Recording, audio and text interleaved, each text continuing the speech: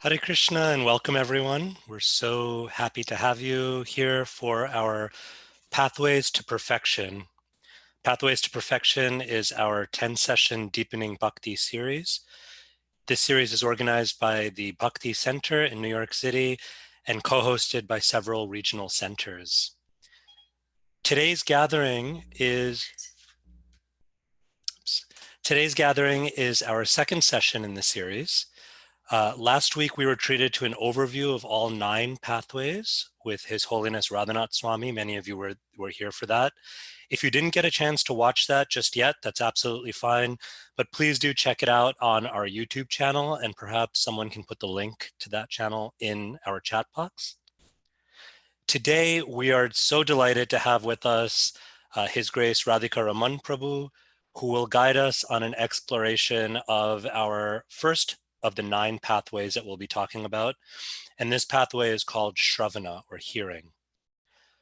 A little bit about Radhika Ramana Prabhu. So Radhika Ramana, who's also known by his professional name, Dr. Ravi Gupta, is an accomplished scholar and acclaimed author. He's an engaging teacher and guide, and he is one of the most beloved devotees in the worldwide Krishna Bhakti community. He is, in fact, a second-generation Krishna devotee. He was born and raised in Boise, Idaho, to wonderful devotee parents who actually ran their local ISKCON center out of their home. So practically from the beginning of his life, Radhika Ramana Prabhu has known the culture of bhakti and sharing that culture with others. After being homeschooled, he graduated Boise State University at the tender age of 16 with the university's highest honors. He went on to earn his PhD at Oxford, and his dissertation there, which was later published as his first book, was a groundbreaking exploration of Chaitanya Vaishnava theology as taught by Srila Jiva Goswami, our tradition's preeminent theologian. Today, Radhika Ramana is a distinguished professor of religion with a special focus on Hinduism, and he serves as the chair of the Religious Studies Department at Utah State University. Outside of his academic career, Radhika Ramana Prabhu also is a much sought after speaker and teacher in his role as a Krishna Bhakta, a practitioner, and he is often invited to give teachings and seminars at ISKCON centers around the country and even around the world. He is also often called upon to represent Hinduism in various interfaith settings. And in fact, in 2008, Radhika was selected to meet Pope Benedict XVI on behalf of American Hindus and to officially present His Holiness with a gift. And we can only imagine that the Pope must have considered meeting Radhika Ramana and receiving this gift the highlight of his religious career, because Pope Benedict retired soon after. Just a little bit of Pope joke there. Radhika's current academic and personal study revolves around the Srimad-Bhagavatam, and he has co-authored 2 books, both published by Columbia University Press, on this subject. We're sure that he'll draw from this very deep and rich study of the Bhagavatam in his discussion of hearing today, since our tradition has often understood this text to be the perfection of Sravana, or of hearing. Radhika Ramana Prabhu will speak for about 60 to 65 minutes, and then we're going to reserve about 20 minutes for questions. So I know there are many folks with us. We're so delighted to have you. Please do type in your questions privately to Yashoda Dulal Prabhu, who's standing by to facilitate our Q&A session after Radhika Ramana Prabhu's talk. Finally, on a personal note, let me just close by saying that Radhika Ramana Prabhu is such a role model and a friend and a devotional hero to so many of us, myself included, and we just couldn't be happier to kick off the first of these 9 pathways, to kick off this series by having him with us today. Let us remain muted, but let us give him a very warm, joyous welcome. I'll turn it over to you, Radhika Ramana Prabhu. Thank you so much, Venkata Prabhu, for this really kind and warm welcome. I'm really grateful to be here with all of you. I count yourself and Yashoda Dalal Prabhu as friends, and very grateful to be here in your presence, as well as the presence of so many other wonderful Vaishnava friends and persons I know, people I don't know. Thank you, Yashoda Dalal Prabhu, for inviting me to participate in this series.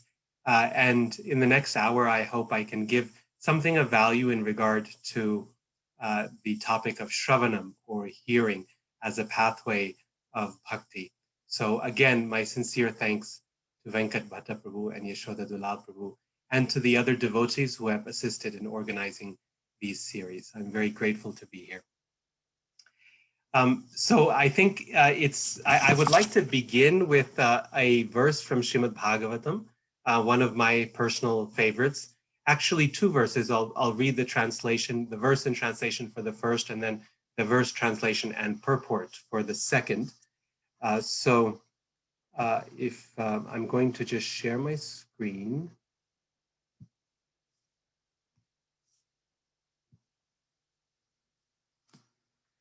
Okay, so this is Srimad-Bhagavatam, Canto 4, chapter 20, text number 24 and 25 is what we will read. This is readings that I think you've received already in advance, along with some others. But let's begin by looking at this today. Okay. Om Namo Bhagavate Vasudevaya.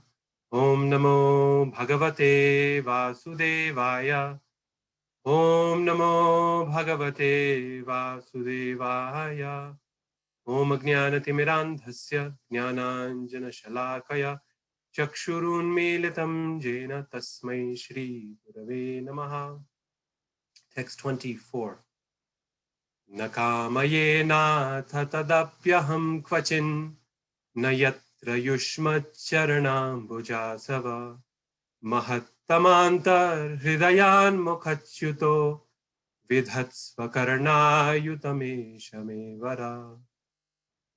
So this is these two verses are being spoken by Maharaj Prithu just after Lord Vishnu has appeared to him at the completion of the yagyas, the sacrifices that he's been doing. So let's see here. Maharaj Prithu says, "My dear Lord, I therefore do not wish to have the benediction of merging into your existence, a benediction in which there is no existence of the nectarine beverage of your lotus feet. I want the benediction of at least 1,000,000 years, for thus I may be able to hear about the glories of your lotus feet from the mouths of your pure devotees." And the next one, text 25. Sa uttama shlokamaham mukhachyuto bhavat padam bhoja sudha karnanila smritim punarvismrita tattva vartmanan huyoginam na vitaratyalam varai. Translation and purport by His Divine Grace A.C. Bhaktivedanta Swami Prabhupada. My dear Lord, you are glorified by the selected verses uttered by great personalities. Such glorification of your lotus feet is just like saffron particles. When the transcendental vibration from the mouths of great devotees carries the aroma of the saffron dust of your lotus feet, the forgetful living entity gradually remembers his eternal relationship with you. Devotees thus gradually come to the right conclusion about the value of life. My dear Lord, I therefore do not need any other benediction but the opportunity to hear from the mouth of your pure devotee. Purport. It is explained in the previous verse that one has to hear glorification of the Lord from the mouth of a pure devotee. This is further explained here. The transcendental vibration from the mouth of a pure devotee is so powerful that it can revive the living entity's memory of his eternal relationship with the Supreme Personality of Godhead. In our material existence, under the influence of illusory Maya, we have almost forgotten our eternal relationship with the Lord. exactly like a man sleeping very deeply who forgets his duties. In the Vedas, it is said that every one of us is sleeping under the influence of Maya. We must get up from this slumber and engage in the right service, for thus we can properly utilize the facility of this human form of life. As expressed in a song by Thakur Bhaktivinoda, Lord Chaitanya says, Jeev Jago, Jeev Jago. The Lord asks every sleeping living entity to get up and engage in devotional service so that his mission in this human form of life may be fulfilled. This awakening voice comes from the mouth of a pure devotee. And then this paragraph, which is very, very beautiful, coming up. A pure devotee always engages in the service of the Lord, taking shelter of his lotus feet, and therefore he has a direct connection with the saffron mercy particles that are strewn over the lotus feet of the Lord. Although when a pure devotee speaks, the articulation of his voice may resemble the sound of this material sky, the voice is spiritually very powerful because it touches the particles of saffron dust on the lotus feet of the Lord. As soon as a sleeping living entity hears the powerful voice emanating from the mouth of a pure devotee, he immediately remembers his eternal relationship with the Lord, although up until that moment, he had forgotten everything. So I'm going to pause here and say a few words about the topic. Sound, if we back up as much as possible from the subject and think of it in broad terms, sound is the most fundamental element of this creation, we are told from Bhagavatam. And indeed, if we look around and if we listen and if we observe the power of sound in our lives, this becomes very clear to us as well. Sometimes we focus a lot on visual perception just because of the nature of our society. It emphasizes visual media a lot. But really, sound is something that underlies visual perception and gives it life. If you speak to someone who makes movies and films, they'll tell you that a film is essentially a string of images that is hung upon the thread of a soundtrack, right? Sound-only medias have flourished, even though visual media is present. So you have radio, for example, you have podcasts and different forms of where you don't see, but you hear. And yet visual media without sound, although it did flourish for a little bit, is not that attractive to most people because sound sets the mood. It helps us enter a world. It invites us into an entire world. Think for a moment about the sound of crickets chirping at night. Say you hear that sound. There's some outside my window right now. It's still dark here in Utah. And the crickets chirp. What does that sound convey to you? If you heard just the sound of crickets chirping, for some, it might signal the arrival of night and a remembrance of a natural environment surrounding us. For others, it may invite some sense of fear, of darkness, and of not knowing what lurks in the darkness. For others, there may be a certain sense of peace and an invitation to sleep. There's so many things that just one sound can invite us into. I remember growing up, when I was a child, my parents ran Govinda's restaurant in Boise. And I would often do my homeschooling work sitting in the restaurant. And then when customers came, would introduce them to the food and all of that. But there were certain kirtan CDs that would be always, or at that time, I guess, cassette tapes that would be always playing in the restaurant. And to this day, if I happen to hear that CD being played, one of those in particular, I'm immediately there. Right? I'm in the restaurant. I'm 10 years old again. I can smell the food.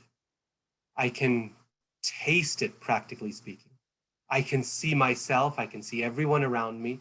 Just that one sound it invites me, it awakens this whole memory of the past. It invites me into a world that I seem to have lost, that's gone, but it's actually not gone.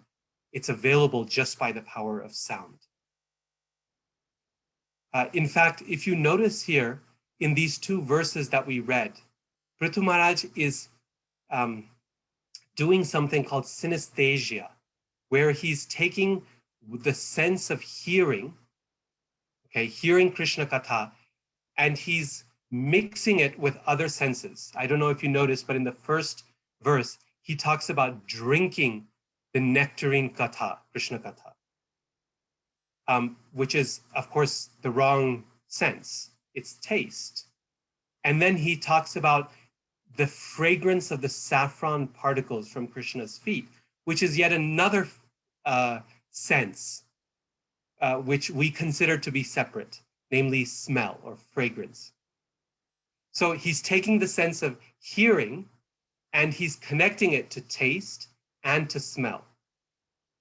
This is something very powerful. We find again and again in our scriptures, the acharyas and the Lord himself taking the sense of hearing as the gateway to every other sense, as an entrance into an entire world. This is true cosmologically, because if you think about how the world is created according to third canto of Bhagavatam, we know that it's the sense of hearing that then leads to an akasha, space, that leads to the creation of the other senses, right? So in a cosmological, historical sense, yes, the sense of sound is a gateway to the other senses. But also in the experience of a devotee. When a devotee hears deeply, when we hear deeply, we are overwhelmed, we are absorbed, we are fully enveloped by by what we hear. It is not merely an experience for the ears. It actually becomes an experience for our tongue, for our sense of smell, for all of our senses, because the power of sound has the ability to propel us, to invite us into the entire world of Krishna's Leela, into his very presence. Right? Nam Nam Akari Bahudha Nija Sarva Shaktis. Everything, all those elements of Krishna's Leela and power are there, present in spiritual sound. So sound itself is a whole world, right? And language is a written language is simply the ability to write or to articulate or to find meaning within sound. So sound is fundamentally oral, according to the Vedas. It begins with speech, vach, right? The Vedas speak about vach, goddess Saraswati, and that's primarily connected to speech, oral sound. This is why these verses are repeatedly emphasizing the mouth of a pure devotee, because that's where sound begins. It begins as an oral act, and then it can become stabilized. It can become, it can take on form in writing, right? It can take on that rupa in the form of writing. So writing is a physical embodiment of that sound vibration. And so when we use language and when we have the ability to write and put it in letters, that's simply an extension of the act of hearing, right? It's still the sense of hearing, even though we use now visual capacity to look at it.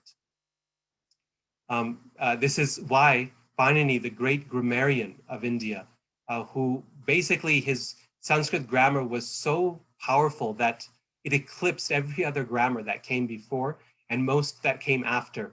And he's looked upon around the world as one of the greatest grammarians of all time, linguists. And he begins his Ashtadhyayi by giving us the letters of the alphabet. And he tells us that the sound of the letters of the alphabet emanated from the dancing of Lord Shiva at the beginning of creation and the playing of his damaru, his little drum. And so he rearranges the letters of the alphabet to make it sound like that. Hayavarat, Nyamangananam. And these letters, he says, these are the source of every sound and every language that exists.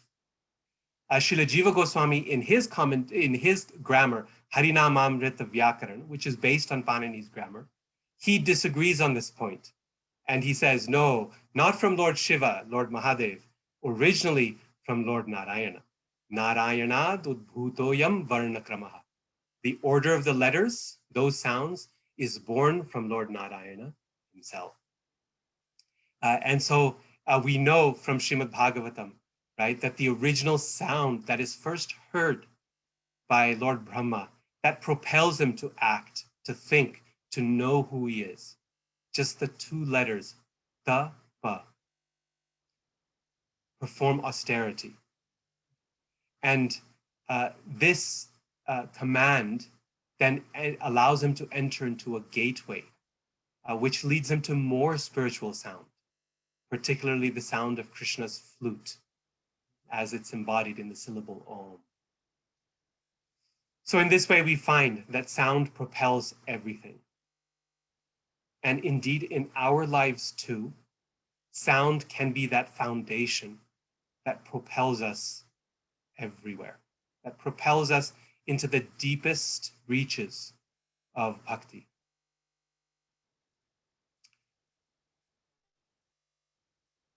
The question really is what? What is that spiritual sound that we ought to be hearing? And what I want to do in the time I have is to take you through a series of questions in an attempt to organize this topic. You see, the topic is huge. It's massive. There's so much on hearing, and there's so much on spiritual sound that you could almost close your eyes and open any section of Bhagavatam or Chaitanya Charitamrita, and you would find something connected to hearing, right? So given 60 minutes to do, or less now, to do what I have to do, it's quite an overwhelming topic. And in an attempt to make it something that is digestible and comprehensive and yet still clear, I want to go through a series of questions. What, how, and why, right? What do we hear? How do we hear it? And why do we hear? And say a few words about each one, okay? So first, what? A spiritual sound, it comes to us from a place that is divine. Golokera Premadhana Harinam Sankirtan. And it has the ability to draw us into a world, as I was mentioning. Think about listening to a particular type of music. Perhaps you've had the experience of sitting in your car with the windows rolled down, and someone else, another car comes up to you at a stoplight in the next lane, and they've got their music blaring. And whatever is the quality of that music, you're immediately in that world, right? If it's thump, thump, thump, thump, then it evokes that passion in you and a sense of, oh, I gotta move, I gotta do something. And sometimes it's full of anger, and it brings out anger and frustration in us. So sound has the ability to change our consciousness. And when we connect with spiritual sound, it can take us to the spiritual platform. That spiritual sound comes in two forms, nama and katha. Nam is the foundation. It's Krishna's holy names. And they are the fruit of all sound vibrations. Nam nam akari bahuda nija sarva shaktis tatrarpita. The Lord has invested everything in the name. And really, that sound vibration is the root from which every other sound that a devotee wishes to connect to is connected. That is the sound vibration that imbues and invests everything, every other sound with potency and power. Along with Nama comes Katha. And Katha, Srila Prabhupada explains, comes in two forms. There's Krishna Katha, that is Katha by Krishna, depending on how you take that compound, Krishna Katha. We can say Katha by Krishna, that is words spoken by him. This includes Bhagavad Gita, most prominently, but also so much in Srimad-Bhagavatam, spoken directly by Krishna. And then there's Krishna Katha, that is words about Krishna. And these are the words of the Lord's devotees as they glorify Krishna and express him in their own realizations. Both of these forms of Krishna Katha are very, very powerful. And when they are present within the heart and within our ears, then they can cause a transformation. But just because spiritual sound is available and present does not mean, it does not guarantee in itself that we will benefit from it. Okay? For that, we need to ask ourselves, how? How do we take advantage of that spiritual sound vibration?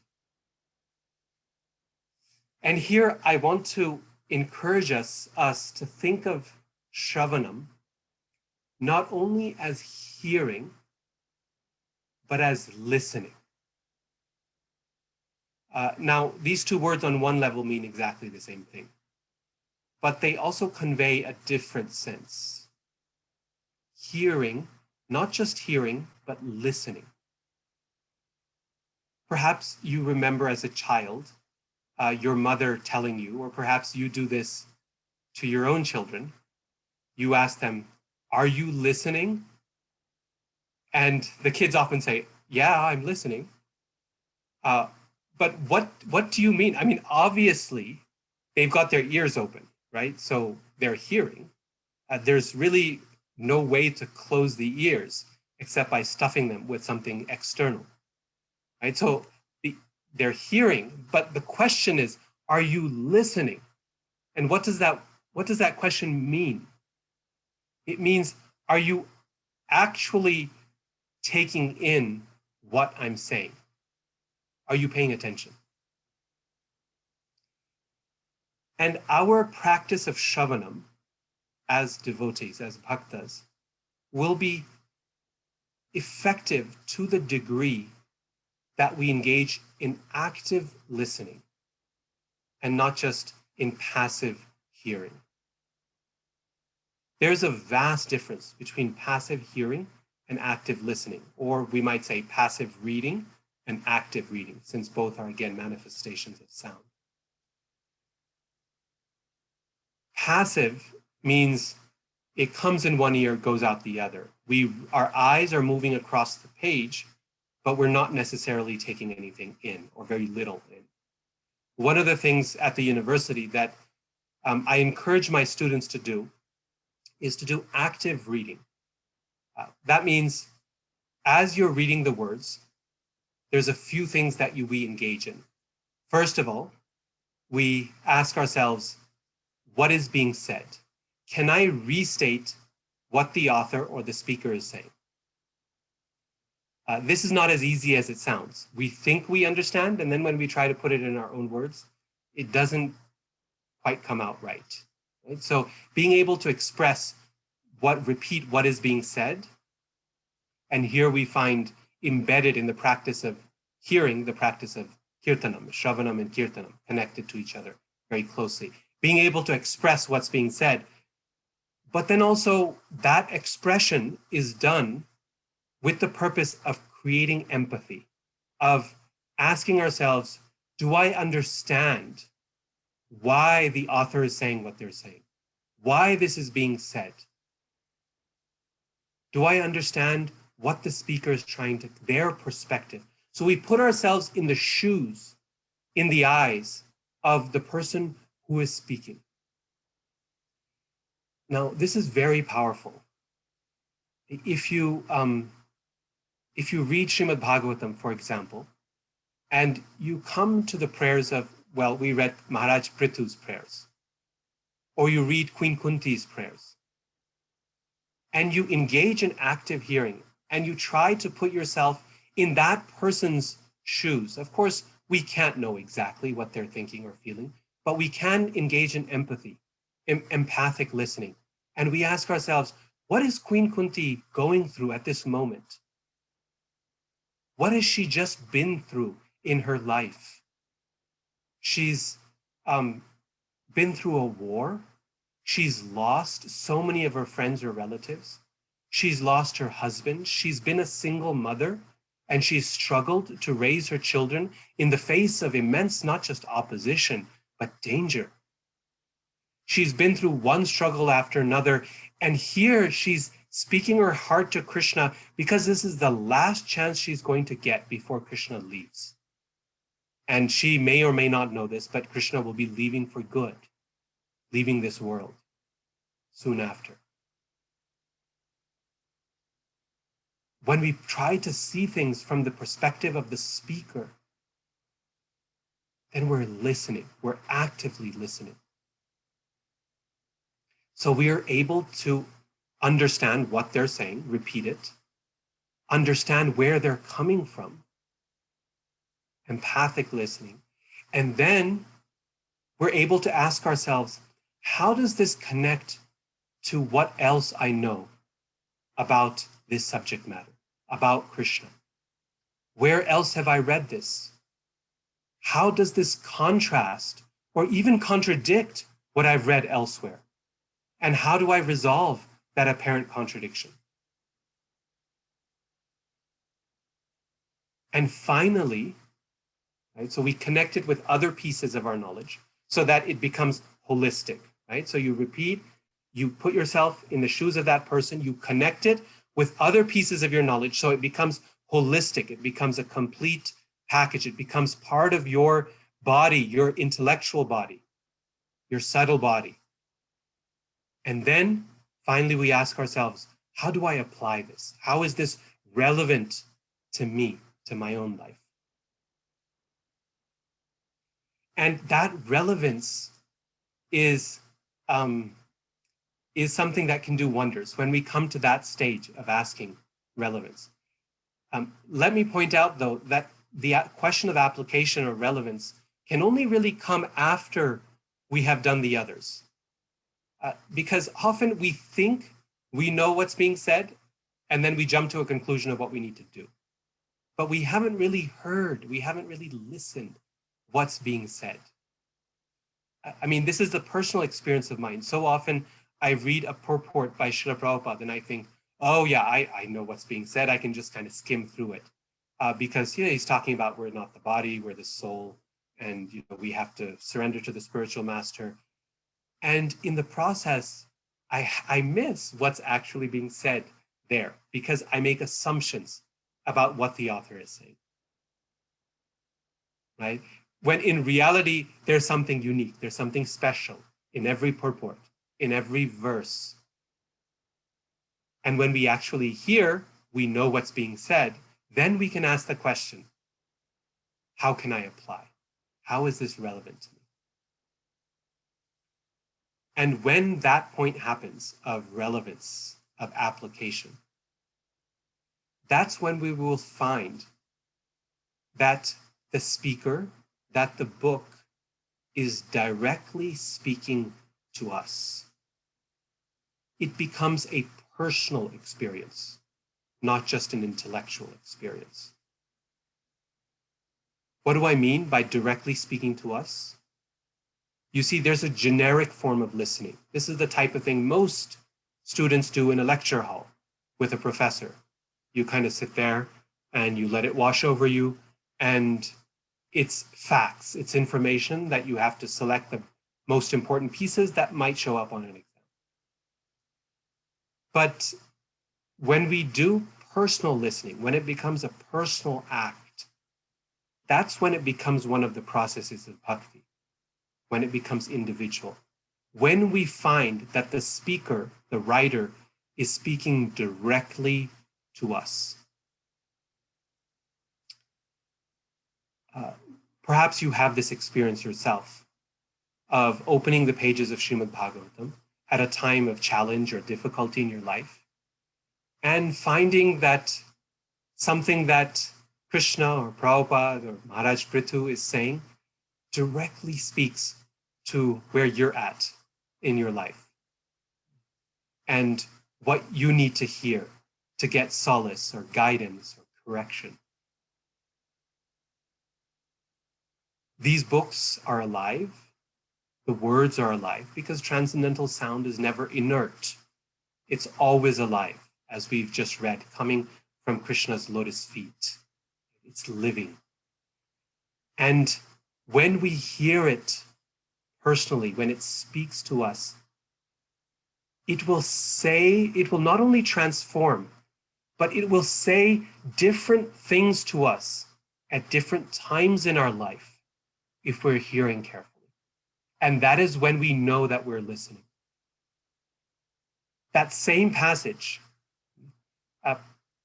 I've read Bhagavad Gita multiple times, especially the famous verses. And each time you read, you realize, I've never seen this before. In many ways, this is a familiar book. In many ways, it's a new book. It's something different. And that's a quality of spiritual sound, of transcendental sound. We know we are engaging in something as an act of bhakti when we are able to do that same activity again and again with new relish, right? This is a wonderful test to see whether our reading, our hearing is a material act purely on an intellectual or social level, or whether it's actually an act of bhakti.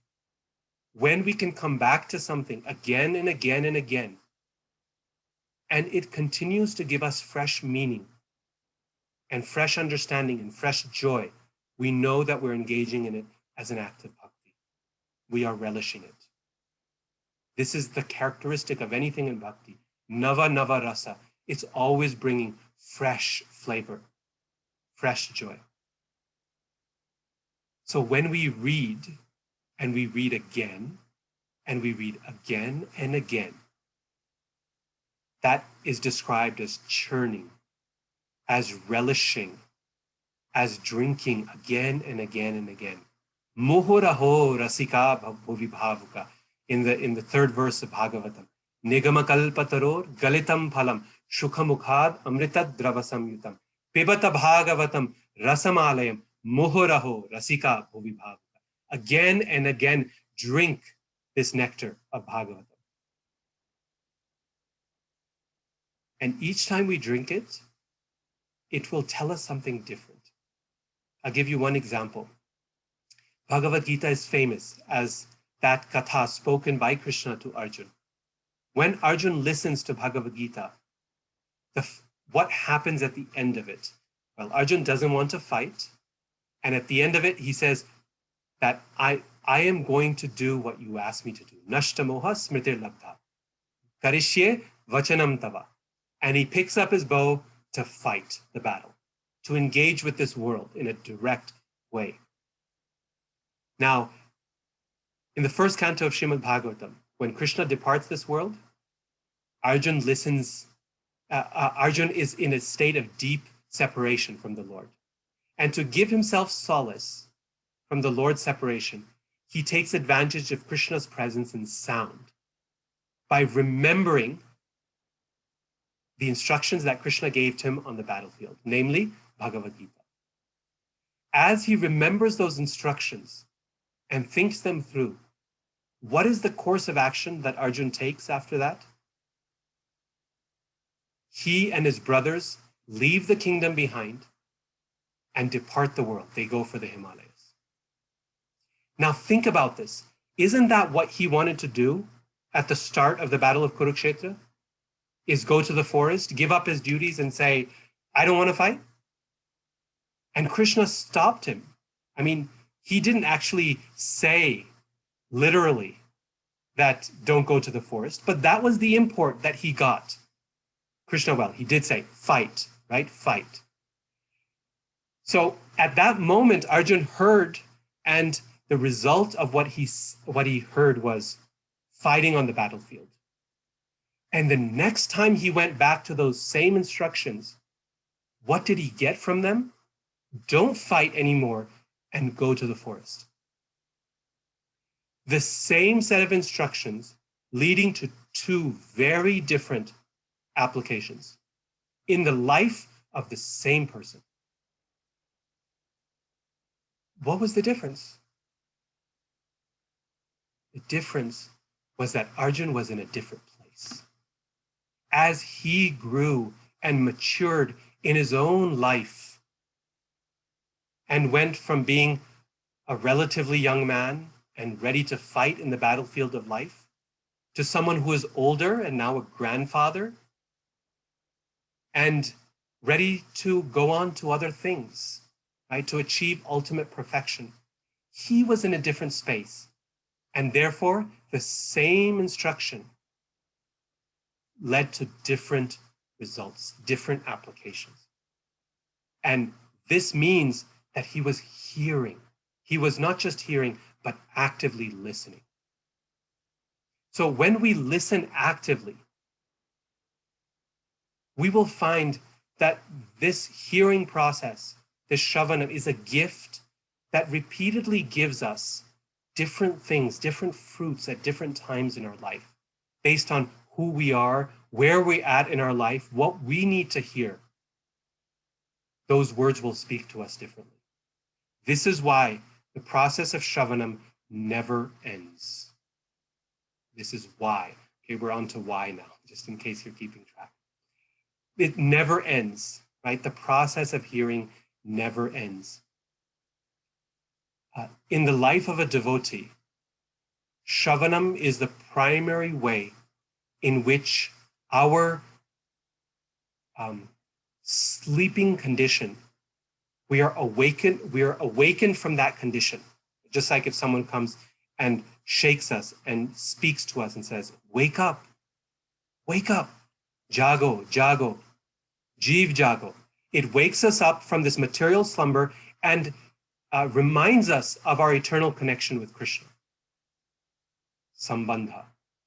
That same hearing continued, that same Shravanam continued, then allows us to actually engage in that relationship by removing those roadblocks that keep us from expressing our bhakti for Krishna. That is, by purifying the anarthas within our heart.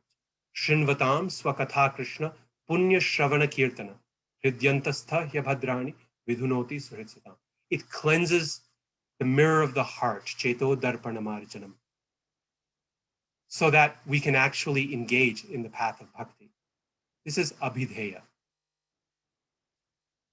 And lest we think that once this act of cleansing and awakening is done, we no longer have to hear, we no longer have to engage in Shravanam. No.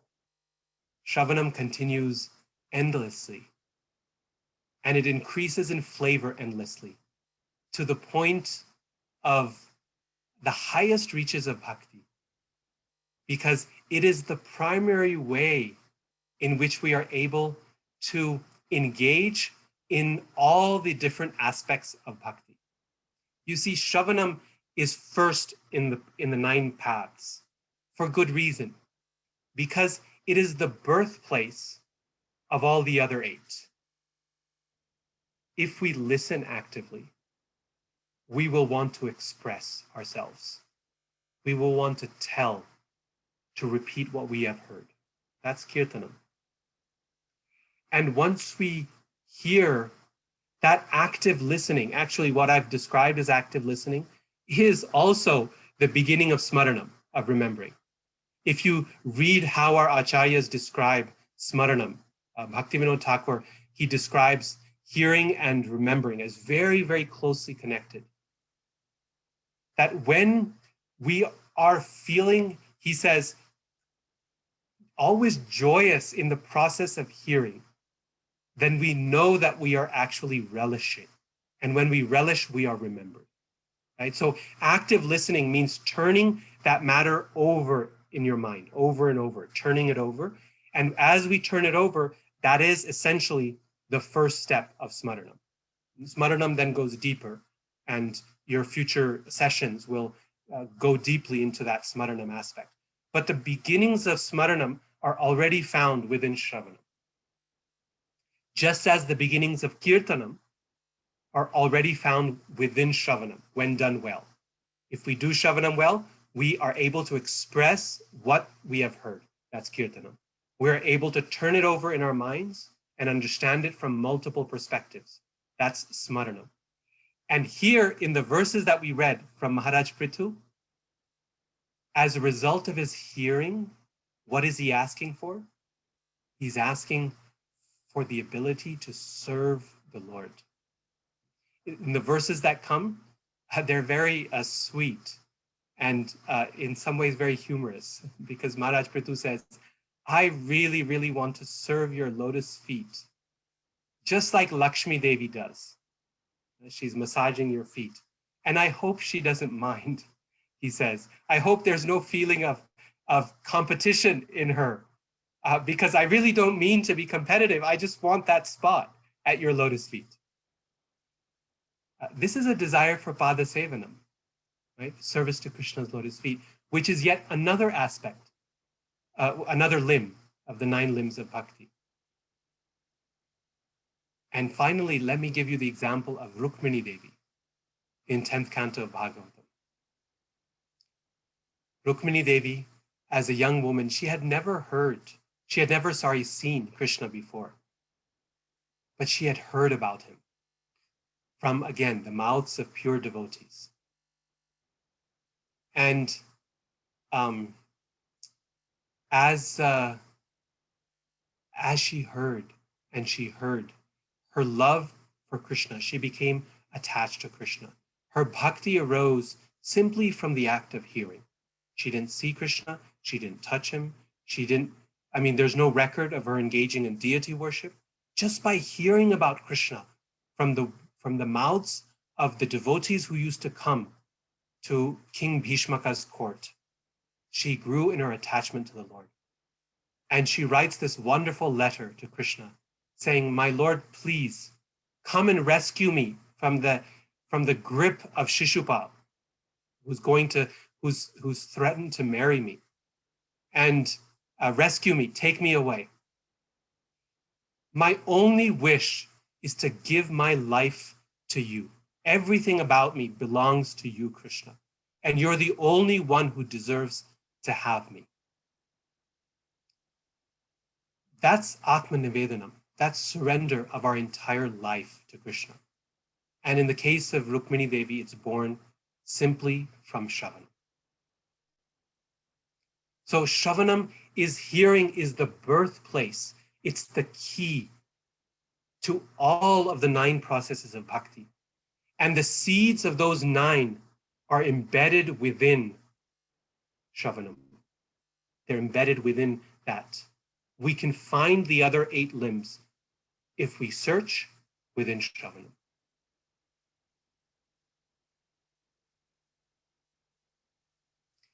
The key, though, is for that hearing to come from the right source, from the right place. We can get transcendental sound. We can be active listeners and eager to hear. But there's one other aspect of hearing that is very crucial.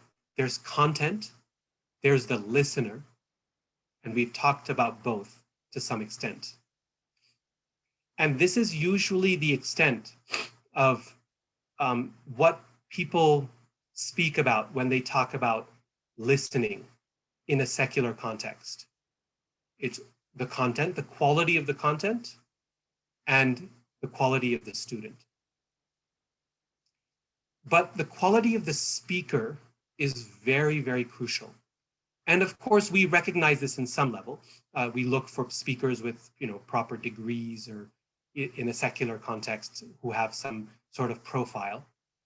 But when we speak in a spiritual context about the source, we're speaking of something deeper, which is the internal character, the quality of the person conveying that transcendent sound. There's that verse that Srila Prabhupada quotes so often in his lectures and so on, reminding us of this fact that even that which is pure and perfect, when it's coming from an improper place, it can become something that is not only not helpful, but dangerous. Avaishnava mukhodgirnam utam harikathamritam. When Harikatha is puta, it's pure. But a Vaishnava mukhod girnam, when it comes from the mouth of a non-Vaishnava, and the word being used here is rather strong in the Sanskrit. Udgirnam means vomited.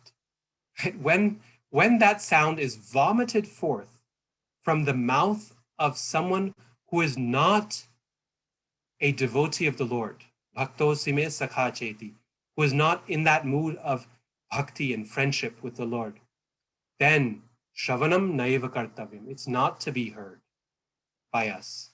Sarpo chishta yathapaya, because it becomes like milk touched by the lips of a serpent. Now, I want us to think for a few minutes about this point of source and just how important it is on multiple levels.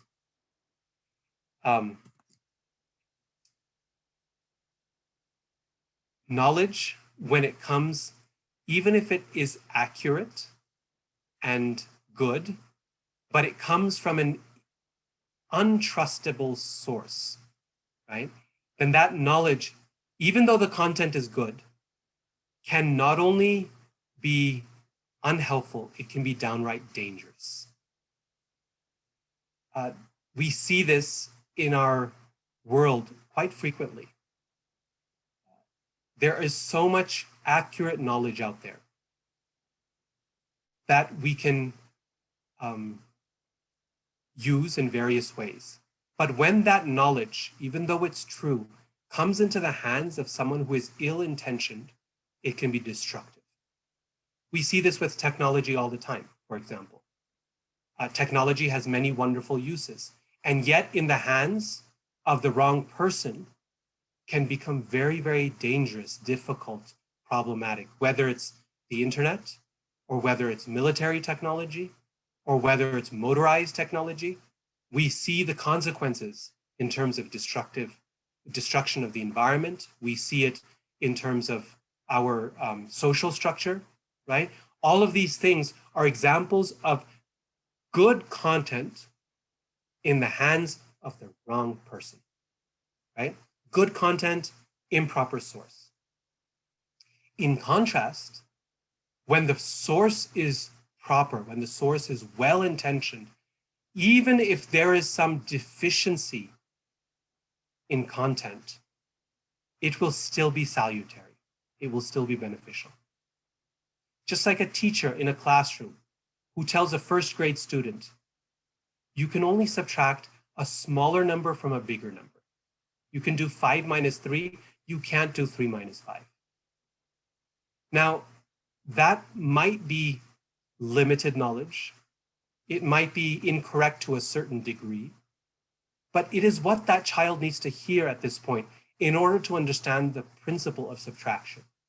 You've got 5 oranges, let's take 3 away. How many are left?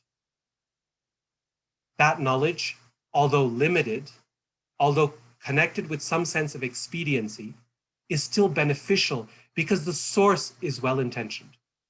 The source is pure in heart. Whenever we seek knowledge, and this is especially relevant in our world today because hearing happens so much online, right? Here it's the mouth of a pure devotee sitting at the feet of a pure devotee, as Prithu Maharaj is saying. But so much of that now is from a screen, right? Whether it's YouTube or it's ISKCON Desire Tree or whatever it might be, we're hearing, the source of our hearing is so much online.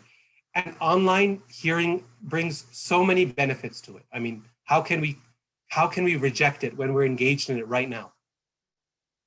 But at the same time, there's one weakness that online hearing brings, is that it's often divested of source. We don't know who is behind that and who is speaking to us. And that's something therefore, in our world today, we have to work extra hard at trying to understand, is trying to get at the source and say,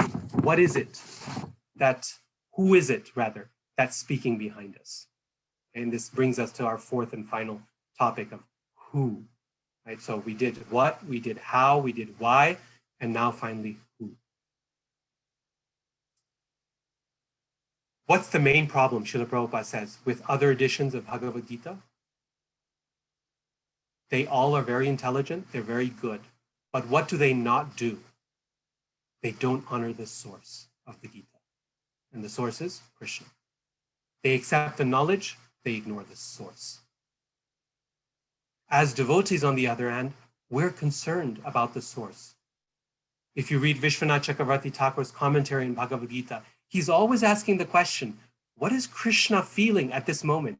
Why is he saying what he's saying? And what is Arjuna going through? Why is he asking the question that he's asking? Another way that we can honor the source always is to always understand the context of what it is that we're reading or what it is we're hearing. You see, source means context. When we ask in the Bhagavad Gita what Arjuna is asking and why is he asking, we're asking a question about context. What is Arjuna's situation? What is it that has brought him to this point? What is Queen Kunti's situation?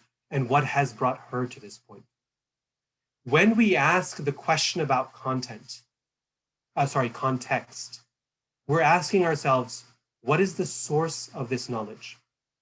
Again, this is so important in a world where there is so much cut and paste hearing that happens. A passage will be extracted from Prabhupada's books and pasted on a website.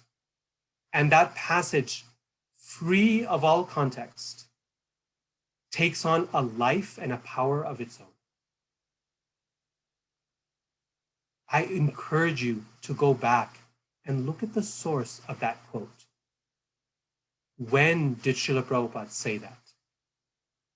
To whom did he say that? Was this an instruction he gave in Srimad-Bhagavatam, a purport? Was it a letter he wrote in response to a devotee who was undergoing a particular situation, a particular challenge? Was it something he gave in a public address? Was it something he spoke in a conversation with some of his closest disciples? Because the context matters. Let us take this as a principle of Sravanam, of hearing. As Vaishnavas, we always look for the person within the message. Let me repeat that. We always look for the person within the message. If you cannot find the person, don't listen. And if you're listening, seek the person behind it. Who is speaking to me? When did they say this? Why did they say this? To whom was it intended? What was said before? What was said after? How many times has Srila Prabhupada repeated this again and again in his purports? Is this a one-off comment he made? Is this something that is a principle of the message that he gave us? That means, this is what it means to pay attention to the source, to pay attention to context, to always seek the person.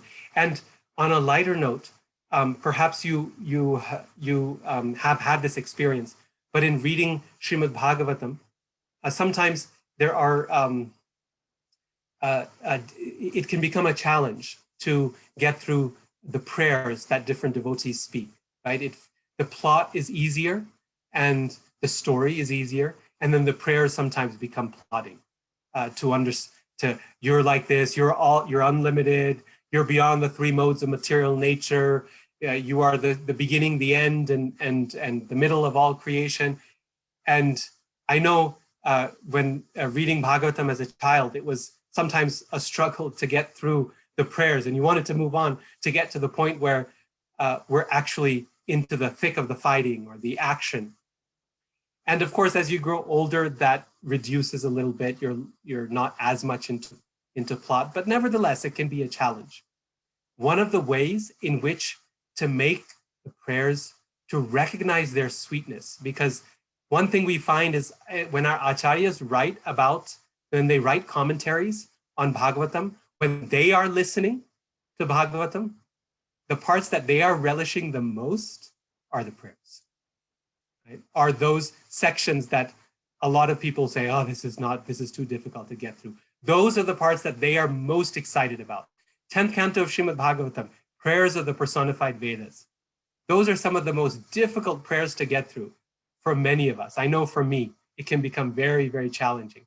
And yet, if you read the commentary of Sridhar Swami, he is more excited in that chapter and more ecstatic in that chapter than any other chapter of the 10th canto.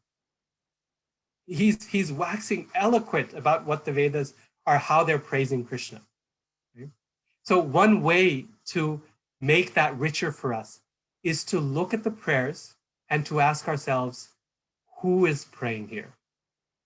It's such a simple question, and yet so easy to forget. Who is praying here? If we think about what is behind the prayer, why are they saying this to Krishna? We will find that every prayer to the Lord is personal. Everyone is praying from where they are at. They are speaking from where they are at. And as they speak from where they are at, they reveal not just something about Krishna to us, but they reveal something about themselves, about their own heart, and how it is filled with bhakti. So again, we always look for the person in the message. This is the philosophy of personalism that we must inhabit, that we must take into ourselves as Vaishnavas. That message of personalism. Who is speaking? Not just what's being said, not just how is it being said, not just why is it being said, but who is speaking. And part of that, as devotees, is always honoring the speaker. One of the most beautiful things about Srimad-Bhagavatam that we find is that when the listener asks a question of the speaker, the first thing the speaker does, you recall, is to praise and congratulate the questioner. That was such a wonderful question. That was so good. And what does that demonstrate? It demonstrates that they actually listened, that they actively listened to what was just asked. If you're asked to speak on Bhagavatam or in a secular context, I encourage you to practice this. You'll see the effect of it. When someone speaks up or asks their question, no matter what they say, even if it's antagonistic, find a way to repeat what they said, to appreciate it, to validate it. And you will find that your listener, your questioner, listens to your answer much better, and you answer them much better than you would otherwise, because you've just created that empathy between hearer and listener, that active listening. And inversely, when in Bhagavatam we find when the speaker, when the listener asks a question, it may be a challenging question. There are plenty of challenging questions in Gita and in Bhagavatam. It's not that every question is simply, in agreement. There are challenges, and yet every challenge begins with appreciation, with an honoring of the speaker. Because if you have no reason to honor the speaker, frankly, why are you there? Why are you listening? It's because you know that the source is worthy, right? And so they appreciate the source. And again, this is a fundamental aspect of Sravanam within the Vaishnava tradition.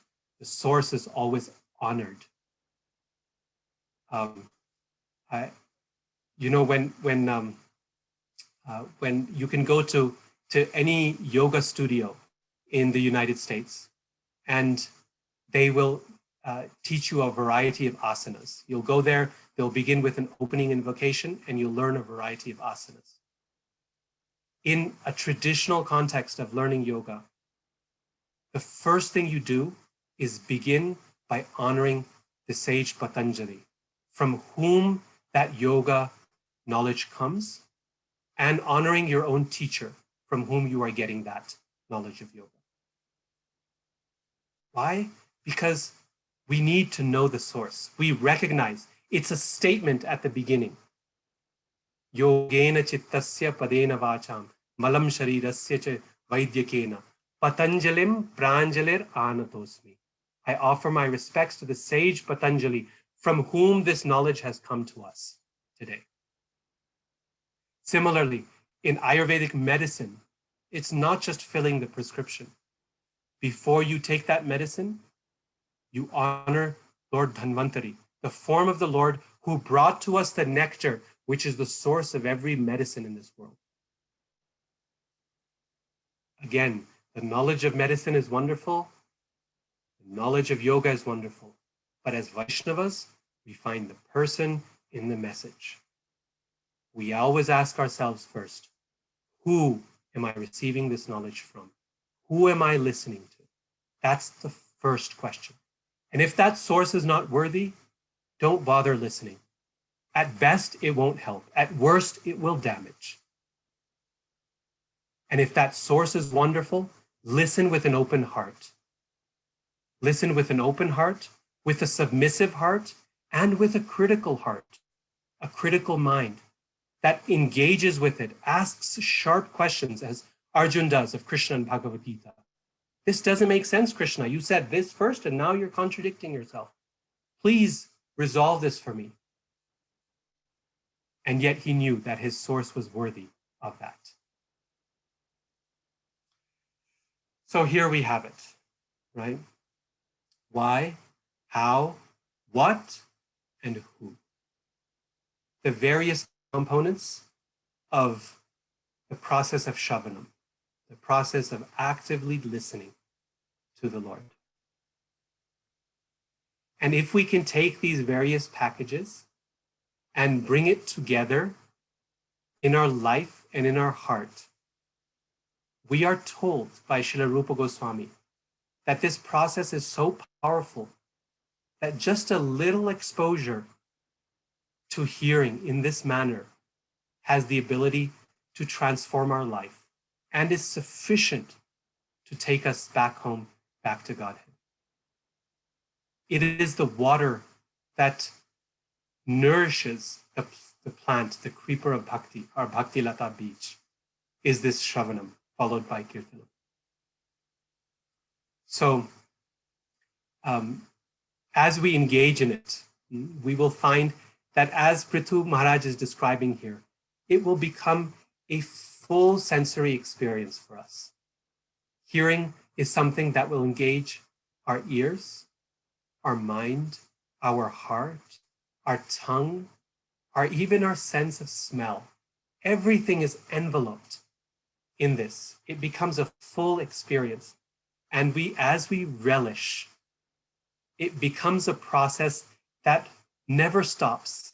Not because we're not allowed to stop it, but because we don't want to stop it. We develop that taste, that ruchi, that makes us eager to hear more and more, so that one day we too can pray like Maharaj Prithu, fold our hands before Krishna and say, please, 2 ears are not enough. Karanayutam, give me millions of ears so that I can hear and hear and hear all about you. Our time is up. I will stop there. Thank you all so much for your attention today on Sravanam, for being here. And now I look forward to hearing your own thoughts and comments, realizations, and questions. Hare Krishna. Thank you, Radhika Ramana Prabhu. That was so relishable. I honestly feel after this that, I wish we had more and more time and more years to hear you speak nonstop about this topic. So this was so good. Thank you. So we do have quite a few questions lined up. I'm going to summarize some because some people have asked similar questions, so I'll ask on their behalf. But before I do that, a couple of very brief announcements. Then we'll ask the questions. And then at the end, devotees will get a chance, who are on Zoom, will get a chance to say hello, Haribol, to Radhika Ramana Prabhu. Is that all right? That sounds excellent, Prabhu. Thank you. Thank you. So we are in session 2 of the 9 processes of bhakti. We just heard from Radhika Ramana Prabhu. In fact, we're continuing to hear. We have some amazing speakers lined up in the next 8 sessions. So these speakers are all speakers who are wonderful in their realization, in their study of the Shastra, and in how they communicate it. And I'll talk about the next speaker in a second. But if you look at the list, you have Sri Prahlad Prabhu, then Radha Devi from San Diego, Hari Parshad Prabhu, Gauranga Prabhu, Amarendra Prabhu, Archana Siddhi Devi, who, by the way, is on Zoom right now, hearing this session. Then Bhakti Rasamrit Swami, and we'll close it out with Sachinandan Swami on November 14th. So it's 8 more Saturdays, same time, same links every week. So this series is organized by the Bhakti Center, and it's co-hosted by several centers. So ISKCON of New Jersey, also known as the Tobacco Temple. They're building the new temple, so it'll be Parsippany in a couple of years. Central New Jersey Temple, New York, that is the Brooklyn Temple, 26 Second Avenue, Bergen County, New Jersey, Richmond, Virginia, and then Geetanagari Eco Farm. Next week, we will have Kirtanam, chanting the Lord's names and glories, as our topic, and delivering it will be Sri Prahlad Prabhu. Now, many of you, in fact, probably all of you, know Sri Prahlad Prabhu as a really inspiring, joyful Kirtanier. Some of you might have heard him speak, and in fact, he's on the on Zoom today. He and his wife, they are listening to this, and he's also one of the best speakers that I have heard personally of Bhagavatam and of Harikatha in general. So he is qualified in so many different ways to speak about this topic of Kirtanam. So don't miss it. It's next Saturday.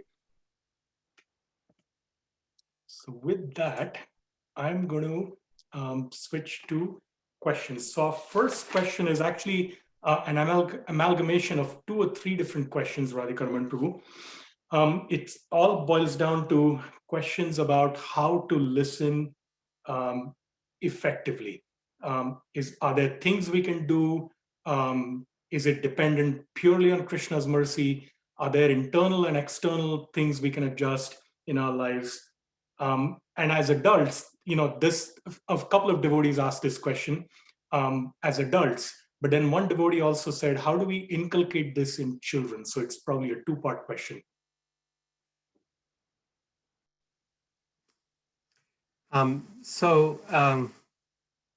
In terms of listening effectively, I think a big part of the answer for me is what I expressed in the class, is making that endeavor to listen actively.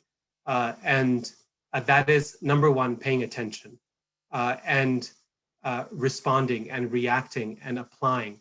So all of those different steps that I described, this is very much a part of the process of actively listening.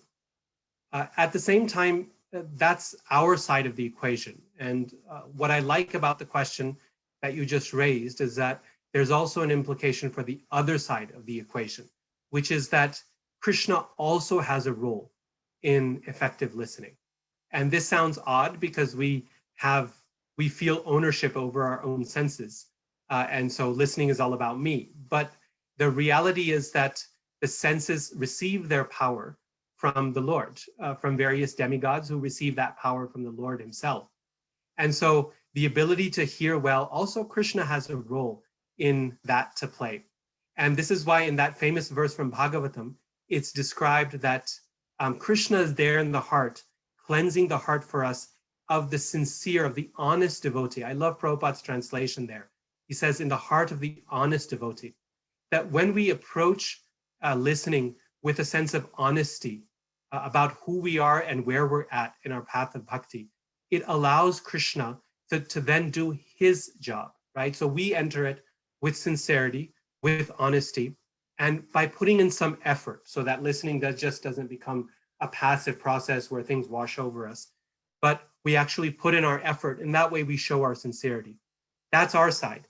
Then on Krishna's side of the equation, Krishna does his work of cleansing the heart, of purifying us, and of directing us of what to hear and where to hear. Krishna will send us just what we need to hear at the time we need to hear it, based on where we're at in our Krishna consciousness. Now, in regard to the second part about children, this is, of course, quite a large topic and a very interesting one that we can say so many things about. But the key thing is to develop that taste of hearing, of listening, of reading in children very early on. And the way to do that, you see, when we're speaking of children, our own children, listening or hearing, then we have to think in terms of every message should be given according to the audience. We want to give our children what it is that they can appreciate and how they can enter deeply into the book, into the text. And one very simple way that my mother did with me, which I found to be very, very nice, and I do with my children as well, is when you read Srimad-Bhagavatam, then you read the translations with the children. Go through the chapter relatively quickly, sit together with them, and everyone in the family take turns reading a verse from Bhagavatam, just the translation, and read it like a story. And then pause as frequently as needed to raise questions, to discuss, to engage in that active listening process with them. You see, with children, the best way to do it is to make it a family project, to get together and to model for them what it means to listen, to read actively. And as you raise questions and they raise questions, not the factual type of questions.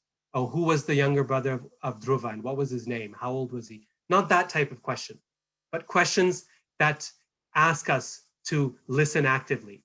What's being said? How is this relevant to us? Doesn't this contradict what was just said earlier? And children get excited about this. You will find that children are so much deeper than we give them credit for often. And as they go deeper into the work, they will develop their own relish for Srimad-Bhagavatam, right? So this is a whole wonderful process. My mother lays it out very nicely in her children's study guides to Srimad-Bhagavatam. She's produced 3 cantos of it so far. And she describes that whole process very, very clearly, very nicely. So much can be said about this, but I don't want to take time, and I want to leave time for other questions. So hopefully that will suffice for now. Thank you, Radhika Ramana Prabhu. So the next question I'm actually going to call on our host, Venkata Bhatta Prabhu, to ask. And interestingly, Janavi Harrison, Janavi Jeevana Devi, she asked almost exactly the same question as Venkata has, but privately and separately to me. So Venkata is going to ask on both their behalf. Wonderful, wonderful.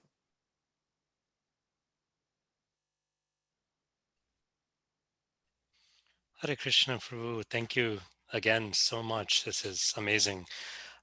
So the question that that we both had, and I'm glad that we're both kind of resonating with this, is it's a bit of a tough one, and we've often heard that the milk touched by the lips of the serpent verse in different contexts.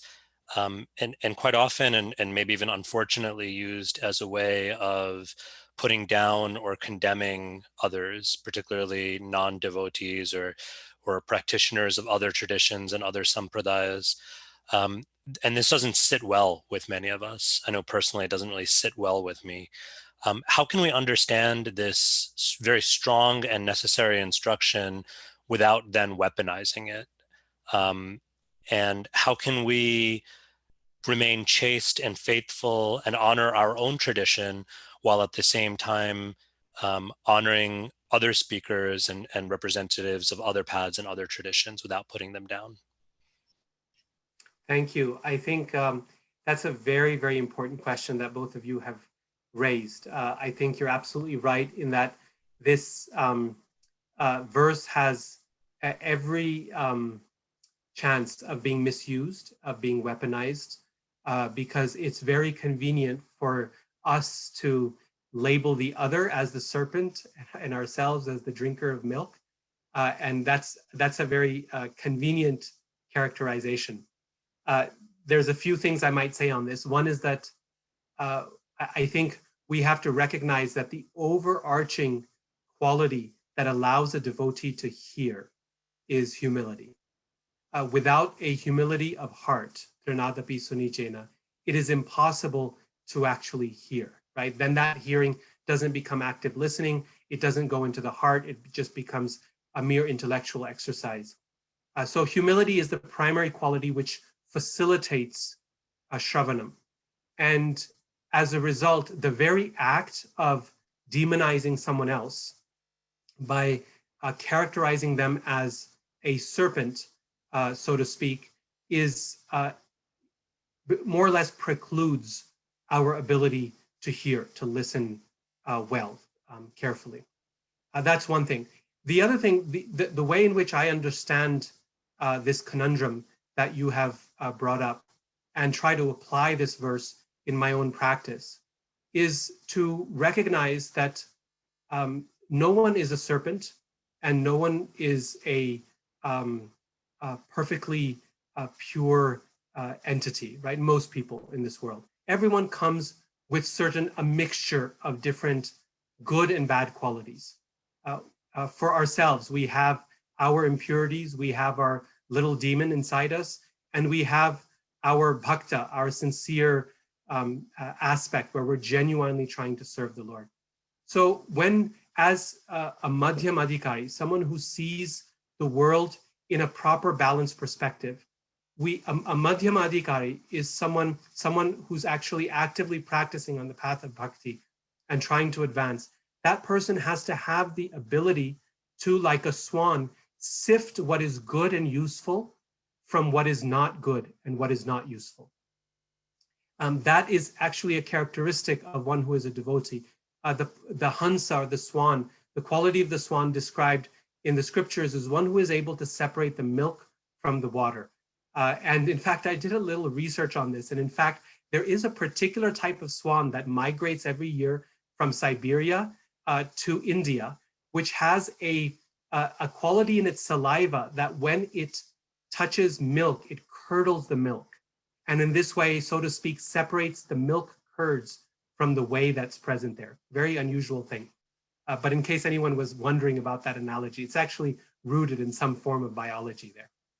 But having that ability to separate those things out and to recognize that every person has something to contribute and every person has certain qualities that I may need to dance around, that I may need to avoid or evade.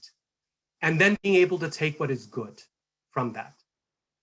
The other thing to keep in mind, so first of all, I would say it's humility. The second aspect is not thinking of anyone in a monolithic sense of they're a demon or they're a devotee, in that sense of black and white, because every person is a complex human being who has so many good and bad qualities and who's trying their best in their life and in their practice. The third thing to say is we have to recognize the appropriateness of a source based on the subject matter, right?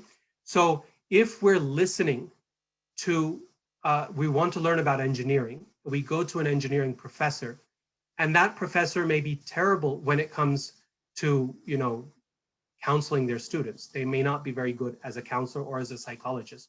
And so I avoid them in that regard. I've had professors who are just really demoralizing for their students, but they were very, very good at their subject matter. And you took from their class what you needed to get, which is knowledge of that subject.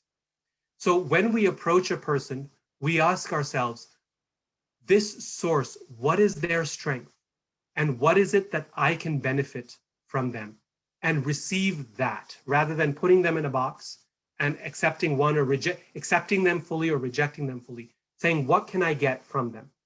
You specifically raised the point of persons of other religious traditions. And I think this is a very key point, because when we look at the bhakti of others, we understand what is the source. We genuinely understand who they are and what is the source of their bhakti and how are they expressing it.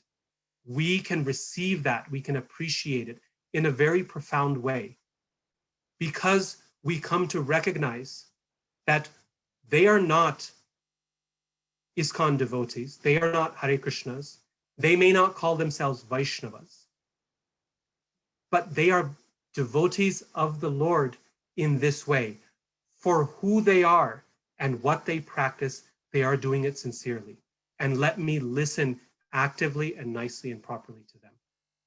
And in this way, we can appreciate, we can connect. Bhaktivinoda Thakur makes this point very nicely, that when a devotee sees genuine bhakti in another tradition, that devotee thinks, my Lord Krishna has manifested in this wonderful way in another person's life. By looking at them and looking at their bhakti for the Lord, I can come to appreciate my Krishna in a different way, in a different light than I had known him. I worship him in this way, and I'm very attached to this form of a little blue boy with a flute. But I can appreciate Krishna in this other form, because after all, he's still my Lord, even if he comes in a different form, reveals himself in a different place. So thank you. I think your question is in many ways a statement, and I think it's very important not to use that, the importance of source to put people in a box, to criticize, but rather to the contrary, as Vaishnavas, to find the good in every source and to ask ourselves, is this source qualified for the form of knowledge that I want to receive? And if the answer is yes, then we receive that form of knowledge with humility and benefit from it, and we can leave behind those aspects upon which they are not particularly qualified to speak of. I hope that's helpful in some way. Thank you, Radhika Ramana Prabhu. Do you have time for one or two more questions? We might go slightly over. Is that okay? Yes, no problem. Thank you.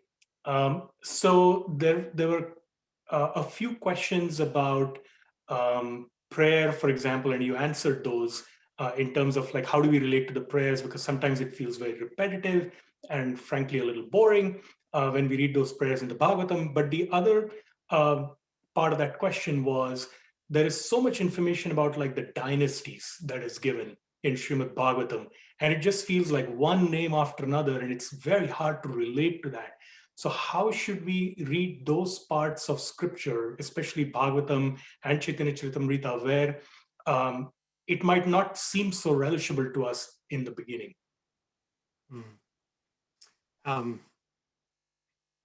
Yeah, so a wonderful question. In regard to prayer, I can say that besides what I already said, I should say that one very nice place to practice this act of seeking the source in the prayer itself, or asking who is speaking and what is their mood, is go to the prayers by the residents of Jambudweep in Canto 5, I think it is. And there you will find every person in Jambudweep, from Hanuman to Lord Shiva to the Gandharvas, everyone is glorifying Krishna in a way that makes sense to them, right? In the way that Krishna has impacted their life, in the way that they are connected to Krishna. Such a nice model for our own prayers to Krishna.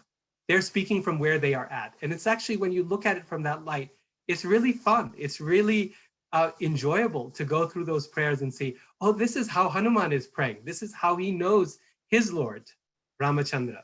This is how Narada Muni knows his Lord. So that's one thing. In regard to the dynasties, I should say that actually the description of dynasties is something found in many scriptures. If you go to the Bible as well, you'll find a description of all the dynasties that led. And these are very important because they show us, they are actually providing the structure for Srimad-Bhagavatam. Did you know that the entire Srimad-Bhagavatam can be structured based on the descendants of the 14 Manus? If you take the dynasties, the children coming from the 14 Manus, you can structure the entire Bhagavatam. The Bhagavatam is basically describing the life and activities of just a couple of dynasties, a few dynasties, a handful.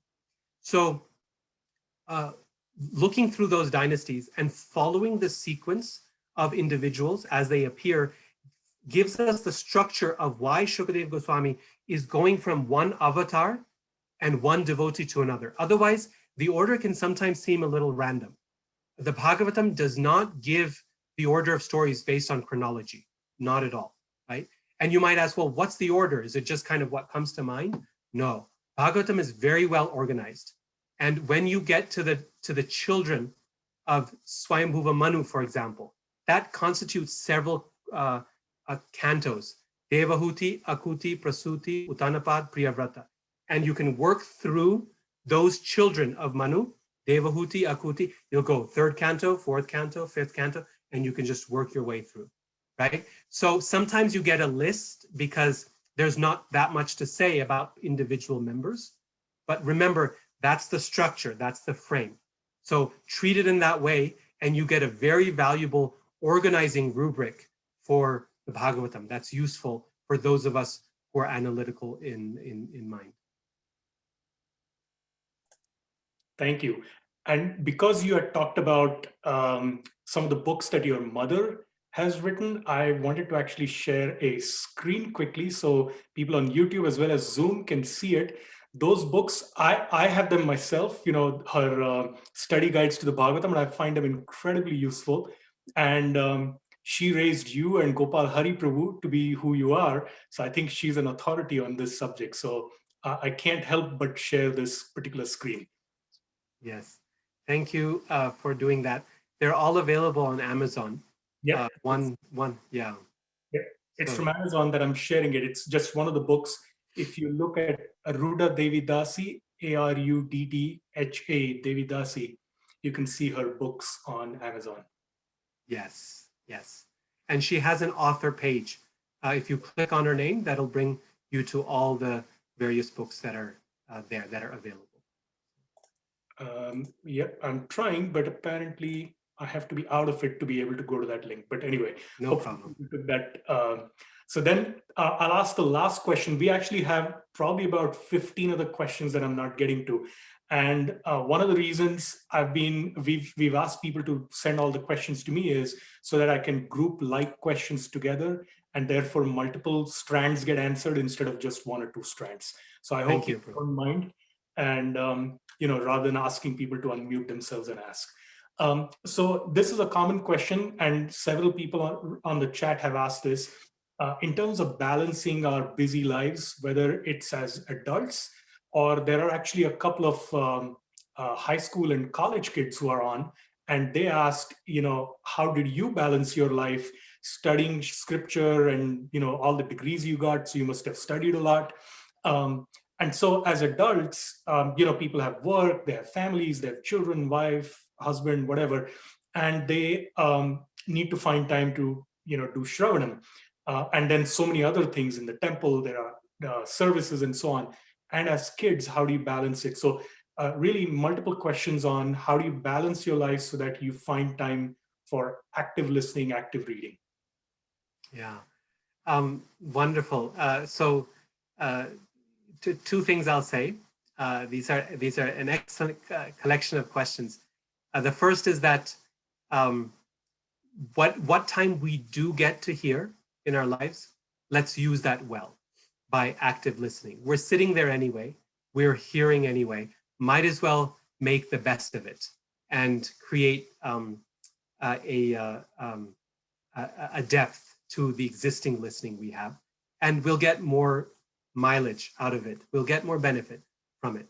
The second thing is, let's try to sneak hearing into our lives whenever we can. And this is not as difficult as it sounds. Perhaps we all need to exercise to keep our own healths in place, or we've been thinking about exercising and we need to make time for it. Combine that with hearing. And if you're actively listening while you're exercising, I tell you, the exercise goes really fast and it's really enjoyable, actually. If you have a commute to work, these days a lot of people are working from home, but perhaps at some point you'll have a commute to work. Use that as an opportunity to actively listen, and the traffic is not going to be near as bothersome if your mind is engaged in hearing well. So we can find places to sneak it into our lives as people with families and jobs and so many responsibilities to do.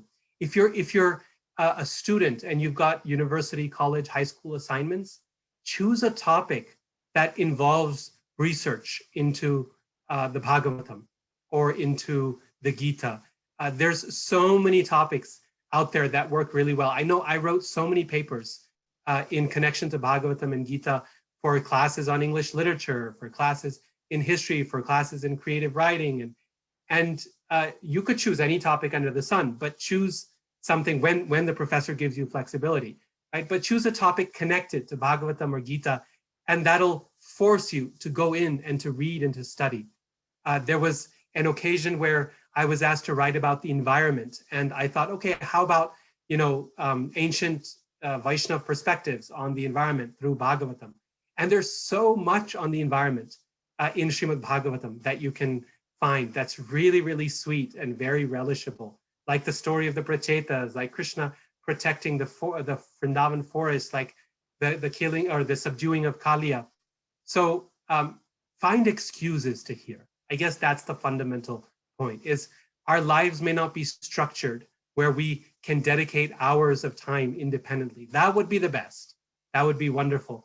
But if our lives are not structured in that way, given all that we have to do, then we have to find excuses to sneak Sravanam into our life. And if we do that, we'll find that all of our bhakti and our secular lives will be so much more inspiring. We'll go into our day with a big smile on our face, and people really look at devotees in the workplace and they think, what is it about this person that gives them that inner strength that I see? Why do I want to come and confide to this person? Why do I want to tell my heart to them? What is it about them that just gives me a sense of confidence and peace when I'm around them? People notice this. They can't put their finger on it. But when we go into our day, when we go into our lives with some hearing done, it fills us with a certain joy and a certain sense of peace that improves not only the rest of our Krishna conscious practice, but also improves our secular lives. And we will find that we do everything better and with a lot more joy and satisfaction. Thank you so much. Thank you so much, everyone, for listening so well. Haribol.